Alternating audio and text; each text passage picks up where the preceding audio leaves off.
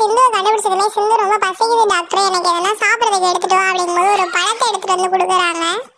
சிந்து பழத்தை எல்லாத்தையுமே சாப்பிட்டது பிறகுமே எனக்கு தூக்கம் வருது டாக்டர், எனக்கு உடம்பெல்லாம் வலிக்குது, என்னால் வலி தாங்கவே முடியல, என்னை எப்படியாவது தூங்க வச்சுரு டாக்டர் அப்படின்னு சொல்கிறாங்க.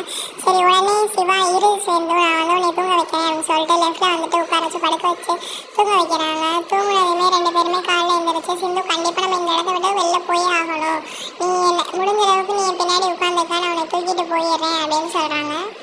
இந்த சைடு காயத்ரி தூங்கிட்டு இருக்கும்போது நான் கண்டிப்பாக நான் நினச்சதெல்லாம் சாதிக்காமல் விட மாட்டேன், நினச்சதெல்லாமே கண்டிப்பாக நடத்தியே காட்டுவேன் அப்படின்னு சொல்லிட்டு எஸ்ஐக்கு பேசிட்டு பக்கத்தில் வராங்க.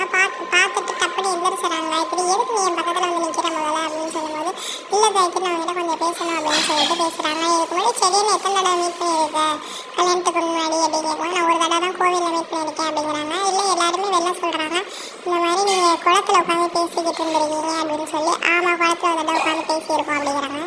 அப்போ நீ அதை சொல்லவே இல்லை அப்படிங்கும்போது இல்லை நான் மறந்துட்டேன் அப்படின்னு சொல்கிறாங்க. அப்போ ரெண்டு பேரும் அதே மாதிரி தான் மீட் பண்ணிருக்கீங்க, வெளில வேறு எதுவும் நடந்திருக்கா அப்படின்னு கேட்குறாங்க. இதை பற்றி நீங்களே எதுவும் பேசாத அப்படின்னு சொல்லி இதை முடிச்சிடுறாங்க. இந்த சைடு பிரியா எல்லாருக்குமே ஸ்வீட் கொடுங்க, நான் ரொம்பவே சந்தோஷமாக இருக்கேன் அப்படின்னு சொல்லி எல்லாருக்குமே ஸ்வீட் கொடுக்குறாங்க. சடனாக பார்த்தா சிந்துவை கூட்டிட்டு சிவா வராங்க. பார்த்ததுமே ரொம்ப சாப்பிட்றேன்னு இப்போ இன்னும் சாகாமல் இருக்காளா அப்படின்னு சொல்லி அவங்க அப்பா கிட்ட போயிட்டு உடனே கத்துறாங்க. நான் நினச்சது எதுவுமே நடக்கலை அப்படின்னு சொல்லி அழுது கத்துறாங்க. இன்னைக்கான எபிசோட் இதோட முடிஞ்சிருது.